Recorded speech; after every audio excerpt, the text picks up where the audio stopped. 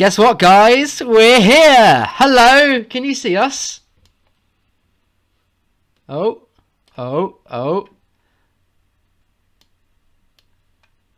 Yes! Hooray! Success!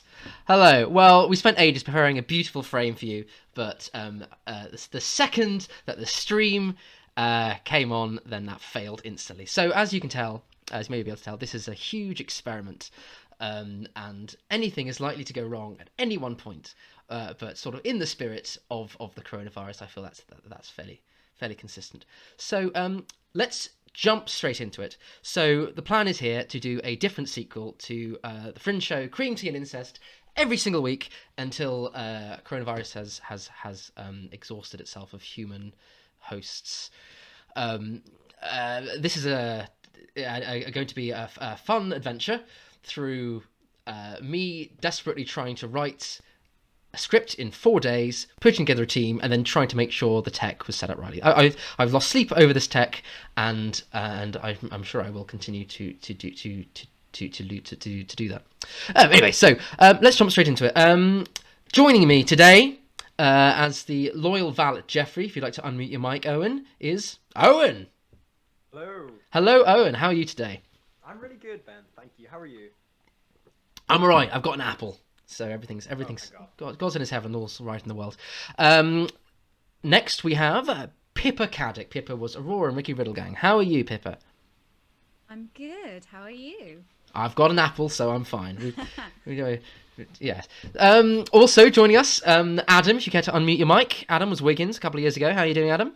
Hello. Hello. Not too bad, Ben. How are you? I'm great. I've got an apple, so we're all fine. Oh, good. Okay. Lottie. Lottie was Frida in Ricky Riddlegang last year. How are you today, Lottie? I'm good. Apple fact, I didn't have an apple until I was 23 years old. Well, I'd give you mine, but I'm just enjoying it so bloody much. I mean, it's... I know, right. Okay, and next we have Ed Spence. Ed Spence was Biggins a couple of years ago. How are you, Ed?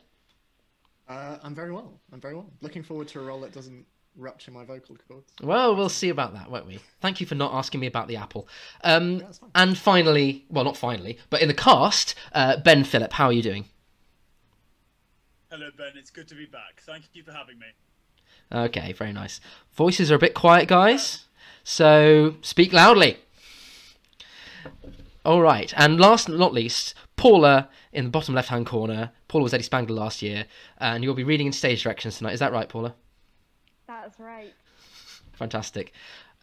Someone in the chat said, everybody's a bit quiet except that asshole Aldborough, which I guess is me. And then someone else has commented underneath, misspelling Aldborough. So,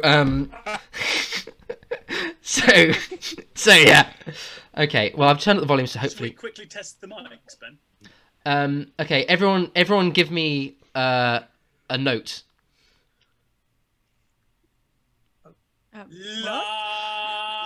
Acting note? I think. Oh, wonderful, isn't it? Yeah, that's fine. That's fine. I think the microphones work. Okay, so the first episode here, set in the year 1917, sees Eddie and Jeffrey going to Russia to help fend off the revolution. We're going to jump straight into it. Paula, we'd like to take your lead. Stream Tea and Incest, Week 1, 1917. Scene 1, London.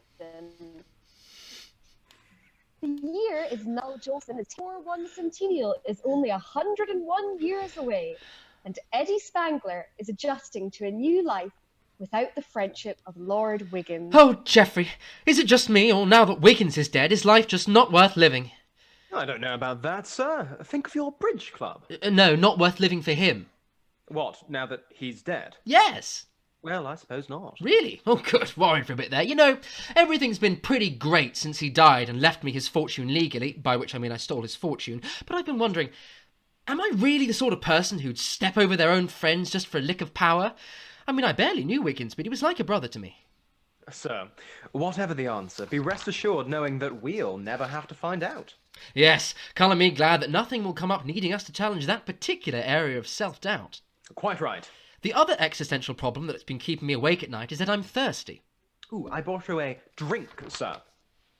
Jeffrey sets down some tea. Eddie grabs a nearby cup and takes a sip. Good God, Geoffrey, what's this? It's delicious! A glass of poison, sir, accidentally positioned directly next to the mug of tea that I'd prepared. 2 sugars next time. Anyway, back to work.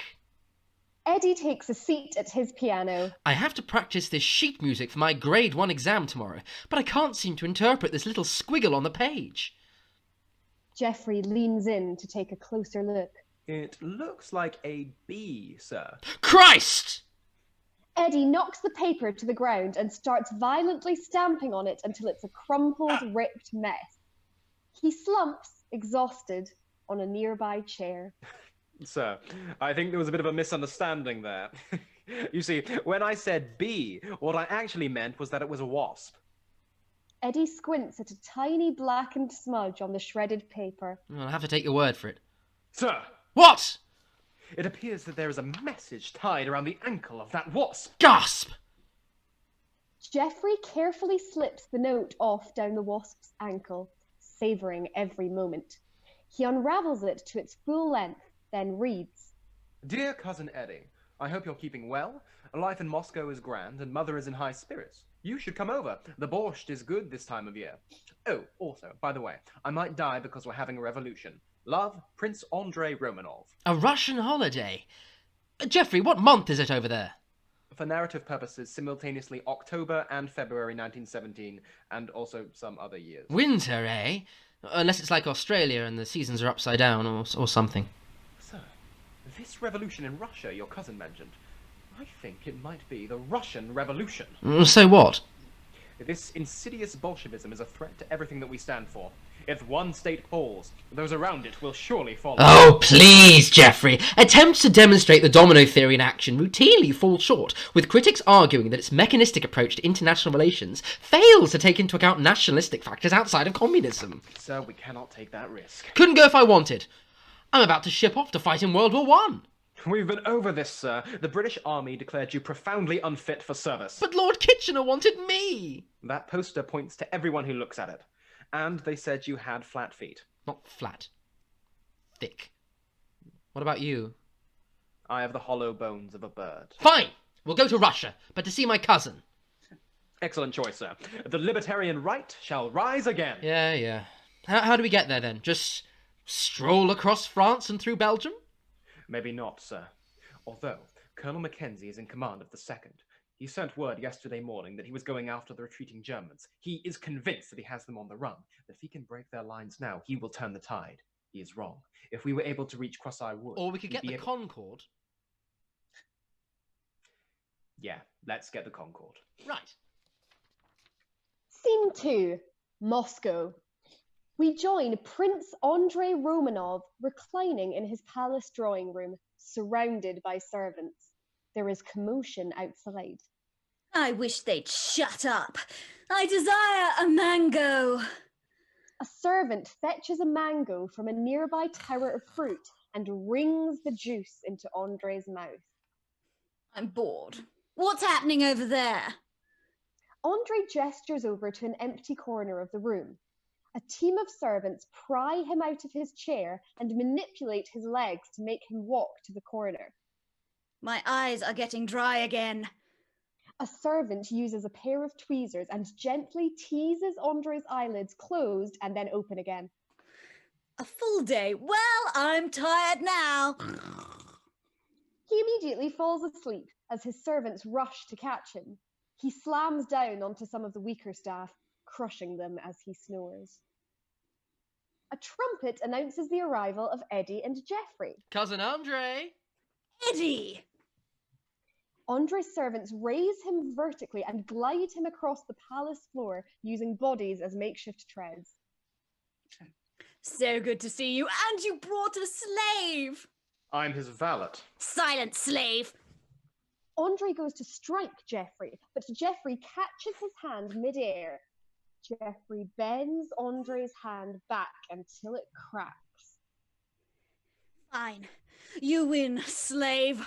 Or should I say, valet? Geoffrey smiles coyly to himself and drops Andrei's hand. Andrei looks at his hand and sees that it's slightly bruised. This hand is broken. Bring me a new one. A nearby servant gets out a carving knife and cleanly chops off Andre's hand, then, trembling, cuts off his own and fastens it to Andre's arm with gaffer tape. Thanks for having us, cousin, but why are all those people out there braying in the streets? Well, I'm afraid that's because they're braying in the streets. What happened? No, usual nonsense. Could the help give us some privacy? On Prince Andre's command, hundreds of servants pour past Eddie and Geoffrey in a mad rush for the exit. That's better. Prince Andre stands and moves freely over to a drinking cabinet. Vodka? White Russian? Yes. Here's your vodka. Tell us about the Bolsheviks, Your Highness.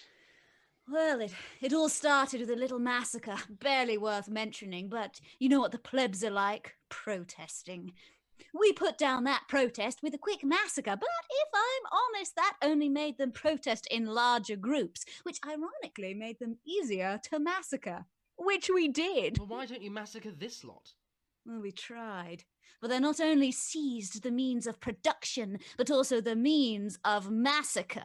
They're very good at it. Maybe we could help organize diplomacy, find some middle ground? Like total unconditional surrender. Sounds good, I'm in. Have we tried anything else? When our masses get rowdy, we clap for them. Well, I've done everything the history book said. Let them eat cake. Given them a small Bastille to storm. Prince Andre walks over to the window and stares out gloomily. Dark days are upon us now. Maybe try opening the curtains, sir. Prince Andre pulls back the curtains. God, it's bright out there! I don't know what you want me to do. I only came here for the borscht. Could you help me stop them revolting? I can't promise much in exchange, apart from a small fortune of £100 million. Well... Please, Eddie. Geoffrey, what's the exchange rate on £100 million? 1 to 1, sir. Cousin Andre, we'll do it. Oh, thank you, Eddie. You won't regret this. It might be a good idea to start by going to Lenin and murdering him. Right, on our way. Just then, the door bursts open. Prince Andre's servants march in, led by a man carrying a Soviet flag. We've organised. Oh no, I was in need of another blink soon. I am Vanya Paisky, newly elected Secretariat of the Moscow Soviet, and you have been declared an enemy of the revolution. What did it say? Something about pollution. How dare you? This house is spotless. Because we cleaned it with our blood, sweat and tears. Well, that's not going to help. And now you bourgeois scum will pay for the way you've treated us. Get down on the ground, and or your heads will roll. No, I don't want to. Then taste this. Vanya tosses a grenade towards them, but they dart out of the way just in time.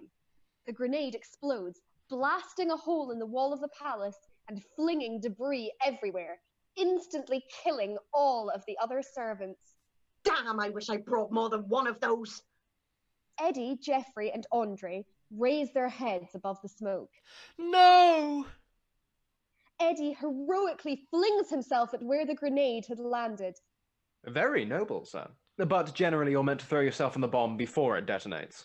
You bastard! You've completely ruined the feng shui. There won't be any feng shui where you're going. The billiards room. Hell! Geoffrey, I can't go back there. Allow me, sir.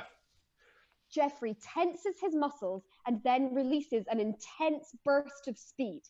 Quicker than a flash, he's behind Vanya. He delivers a swift, sharp karate chop to the back of Vanya's neck. Damn! An incredibly powerful blow to my head! My one weakness! Vanya collapses, unconscious. Geoffrey, you did it again! Thank you, sir. Although my solar batteries will now require 1 full day to recharge. Andre wanders over to the motionless Vanya and gives him a kick in the ribs. Well, boys, we did it. The end of the revolution. And all it took was a quick massacre. Put it here! He extends his hand to Eddie. Sorry, I don't have any. Oh, never mind. Sirs, if I may possibly interject, I don't think that this is the end of the revolution. Well, what makes you say that? If you'd just like to take a look out of the huge hole in the side of the building, you'll see tens of thousands of revolutionaries now demanding our blood. And? We must go and talk to the leader of the White Russians, General Pepelpepanov. General Pepelpepanov. He may now be the only one able to broker a dialogue with the Bolsheviks. What about Andre? Would he be okay here? Don't worry about me. I'll keep an eye on this one. He kicks Vanya in the ribs again. You ruined my palace. Well, where will you live? In my other palace, right next door to this one, and so on. Oh, yes. Well, which way to the general, Geoffrey? Geoffrey gets out his compass. 5 miles southeast as the crow flies. What? Sorry. As the crow flies, we should get a move on, or else that crow will beat us. Right. Take care, Andre. Goodbye, Eddie. Eddie's valet. Eddie and Geoffrey sprint out. Andre turns to Vanya. I'm going to give you such a torture. Scene 3. White Russian HQ. General Pepelpepanov is pacing back and forth in his study. The civil war is not going well. Eddie and Geoffrey burst in. General. Eddie, Sorry, but hello, I'm General Pepelpepanov. I'm pacing back and forth in my study because the civil war is not going well. nice to meet you. Likewise. And I should offer you some tea before I ask you who you are and how you broke into my headquarters. 2 drops of mercury, please. None for me. The stuff makes me sick to my stomach. Alcohol? White Russian? Yes. Here's your tea. Thanks. Now, look here, General Pepelpepanov. Please, General Pepelpepanov was my father's name. You can call me General Pepelpepanov. Junior. We're all friends here. By the way, are you here to kill me? Geoffrey, Eddie Spangler. Wait. General, the situation in Moscow is escalating. The royal family are in considerable danger. Only you can talk Lenin down from his perch. Interesting, but I don't know if people want to be hearing criticism of Lenin right now. What? Well, I've had my differences with him, we all have. But in these difficult times, people are really rallying around the flag. But you have different flags. I see what you're saying, but getting angry just isn't going to cut it. When they go low, we go high. Oh, I see. You're a moron. And I don't agree with what you're saying, but I'll fight for your right to say it. Because we live in a democracy. You live in a Tsarist autocracy. And I don't agree with what you say. General, we're on your side. Is there anything we can do to help? Like, for instance, kill Lenin? Well, I hadn't thought of that. But I have a better plan. Voila! The general pulls a sheet off a nearby stand to reveal a box and opens it. Inside is a box of chocolates addressed to Lenin that reads, "So sorry we hurt your feelings. Please forgive us." Kiss, kiss, kiss. I love it.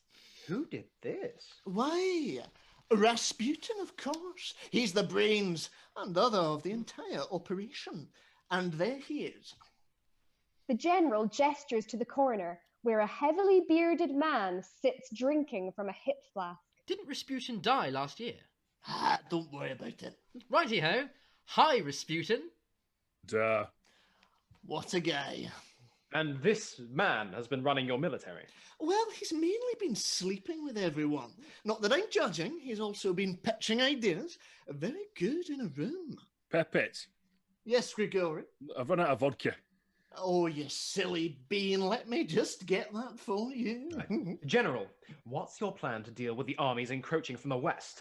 To protect the royal family? To feed the Russian people? Well, now they say that the way to a man's heart is through his stomach, but also that an army marches on its stomach. Where is this going? Now, the pen is mightier than the sword, but also a picture is worth 1,000 words. So, if we... Sir, a private word. Why, of course. They both step into a nearby cupboard and close the door. These are just like the old days. 7 minutes in heaven, eh, Geoffrey? I believe that the White Russians are now certain to lose the civil war. What makes you say that? Jeffrey opens the cupboard door. Now, we know that mum's the word, Greece is the word, and the bird is the word. But what's the word on the street? Is that different to word of mouth? Now, if we... Jeffrey closes the cupboard door. I'm with you. This requires a change of strategy. Prince Andrei won't be able to honor his offer if he's dead because of socialism. Rather than trying to stop the Bolsheviks, we must now attempt to ally them. War profiteering. War profiteering. Gotcha. Is this a classic 419 scam or... I think a more direct approach, like we did with the Lusitania. Right. You need to meet with Lenin. He was a friend of Wiggins, so he's like aware of you. Charm him, then get his postal address and his mother's maiden name. Meanwhile, I'll track down the other Romanovs. Maybe we can use them as a bargaining chip. But how will I contact you? Take this carrier pigeon. Jeffrey produces a pigeon from his tailcoat and hands it to Eddie, who stuffs it into a pocket. I'm sorry, they were completely out of carrier wasps. It's a plan. You go out first so people won't think that we were snogging. I'll see you on the other side, sir. Jeffrey heads out of the cupboard. Gosh, I hope these developments don't lead to me confronting my friendship with Cousin Andrei against my ever-growing lust for power. Rasputin enters the cupboard. Oh, hello. Good morning, Malchik. Do you have any vodka? Vodka? Sorry. My hair makes grease? No. Would you like to kiss? Yeah, all right. They are interrupted by a loud bang from outside. What was that? Eddie and Rasputin burst out of the cupboard to find the HQ totally destroyed.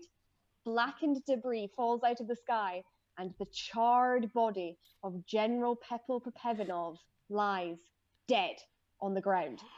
Standing in the middle of it, perfectly unharmed, is a man in a Soviet fur cap. Time to go. Rasputin runs to the wreckage of a nearby table and starts sweeping silverware into a nearby sack. Eddie ignores him. Who are you? What happened here? I am Jason. How did you know your name? I know a great many things. Like all the numbers up to 3. And also how to make stuff really good and big. This man is clearly a genius. What did you do to poor innocent General Pepel Popevinov? This innocent man killed 1,000 comrades. No more, no less. Although possibly millions more, because I can only count up to 3. I seek an audience with Lenin. Can you take me to him? Yes, for I have a van. Good start. Can you drive me there? No, as I lost my license because of how I dropped it down the toilet. Wait, yes I can, because actually I forgot I was holding it this entire time. Jason holds up his driving license. Brilliant! Rasputin, are you coming? Rasputin is tearing copper wire out of the walls. You go ahead. I'll catch up. Follow me! Oh, who are you? Eddie Spangler. Fine. They get into Jason's van and reverse out of the ruined headquarters. Scene 4, Jason's van. Eddie and Jason are driving along a Russian country lane. It is snowing heavily. My other idea that I had was that I should start a bar, but instead of selling drinks, we could give away books, and also it's a library. Yeah.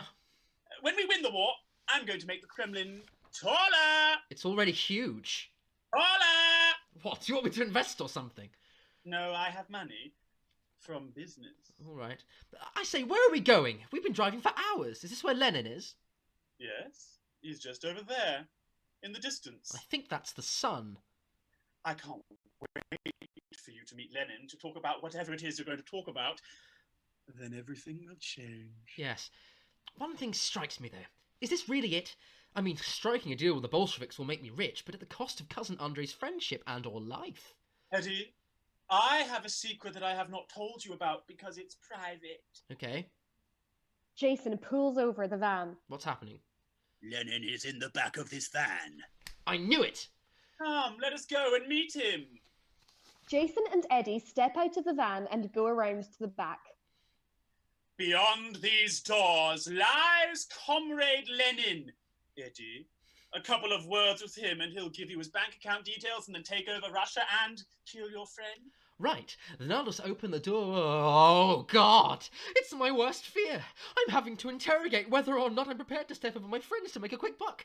On the one hand, Cousin Andre is like my family. On the other hand, the materialism drives my every waking motion. Do I lose another friend just so I can buy another unplayable solid gold accordion? I just don't know. Eli, Eli, lama sabachthani. I'm going to very slowly open the doors. The doors start to open. What would Geoffrey do? He'd probably rush in and give a third solution, like when I was trying to decide whether or not to pull the plug on my granddad. I wish I had your brains, Geoffrey, but I don't. But I'll tell you what I do have. I have your cold, unfeeling heart. Jason? Yes? Give me your gun. Okay, also open the doors. Jason tosses him a revolver. Eddie faces down the inside of the van. It's dark, but he sees a man in the shadows. Hey, Lenin. Keep your hands off my royal family. Eddie raises his gun. Tsar Nicholas II emerges from the back of the van and Eddie shoots him dead. Jason! I did it! I grew as a character! Is that Tsar Nicholas II? Yes. Oh. Uh-oh. Where's Lenin? Why, he's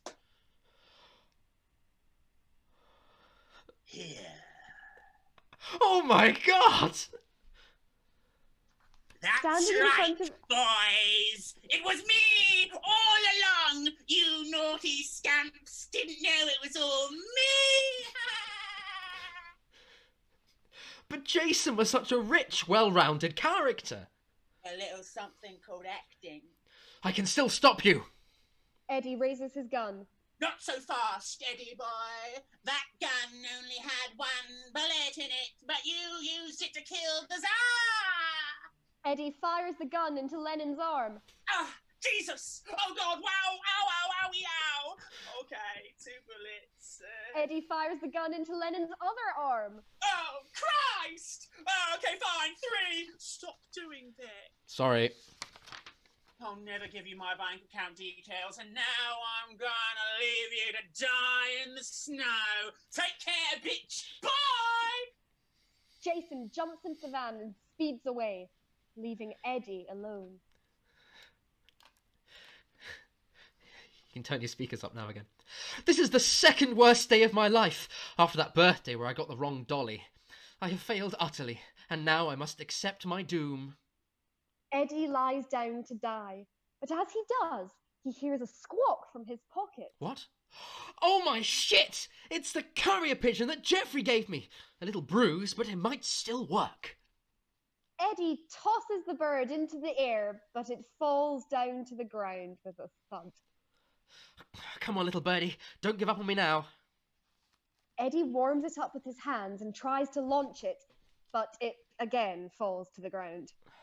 Oh no, what am I going to do? Wait a minute. If firing a gun kills someone, then not firing a gun will bring them back to life. Eddie holds the revolver up to the bird. 5 seconds pass. 10 seconds pass. Then the bird springs back to life, extends its wings, and flaps away. Yes! Bye-bye, birdie. Good luck finding Geoffrey. You're my last hope. Wish I'd attached a message to you.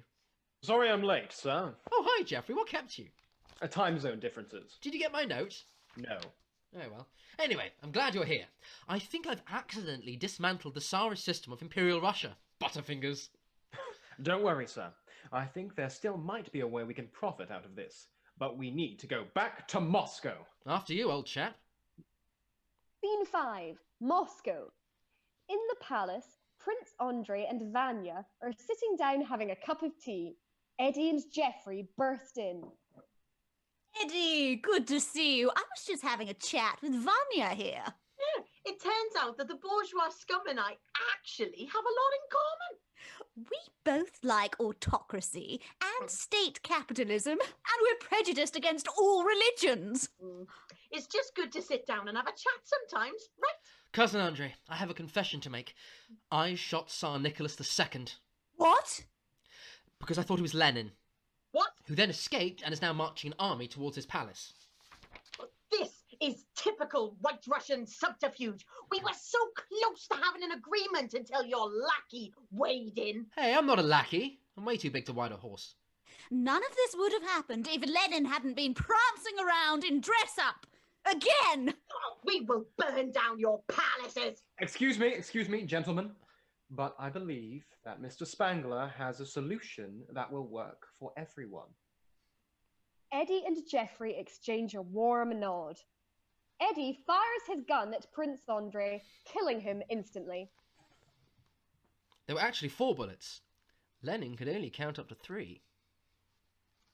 He's dead. You shot him dead.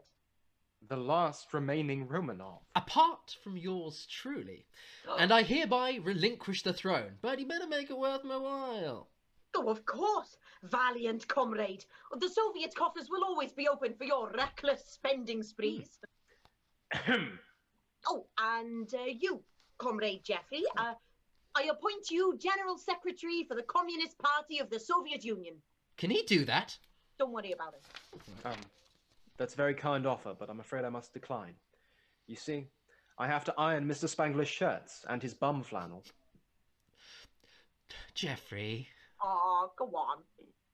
Well, I am already Governor General of Rhodesia. Oh, what the hell? I'll do both. Hooray! Let's go home.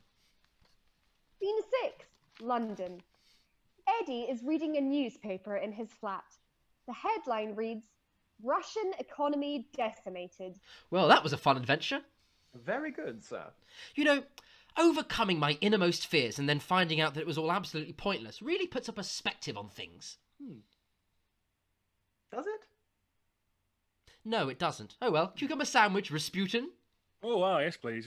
Thank you for letting me move in. No problem, but let's stay away from the cupboards this time. Sir, using your Soviet funds, I took the liberty of hiring a piano teacher for you. Would you like to hear that little bit of sheet music you were struggling with earlier? Yes, please. And boy, do I hope that this works.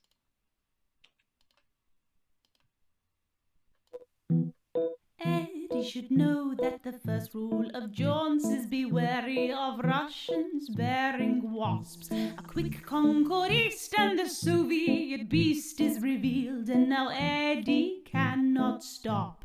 Eddie Spangler Romanov, England's foremost socialist top.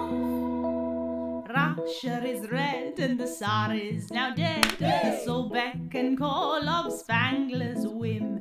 Misdeeds were wrought, not a lesson was taught. If you found one, then you're as dumb as him. Eddie Spangler Romanov, England's foremost socialist Hooray! It worked! Alright everyone, thank you so much for joining us. We've been Adam Unwin, Pippa Caddick, Ben Phillip, Paula Gilmore, Lottie Davis, Edward Spence, Irma Candrew. I've been Benjamin Alborough. We're going to try this again next week, where Eddie and Geoffrey intervene in the Irish Civil War. Yes, that's going to be happening. Hopefully we'll have these technical difficulties figured out by next time, and if not, then that's half the fun. I hope you have a lovely time. Thank you so much for joining in, and goodbye, everyone. Bye. Bye, bye, bye, bye, bye, bye, bye, bye, bye. Okay, we're going now. Bye.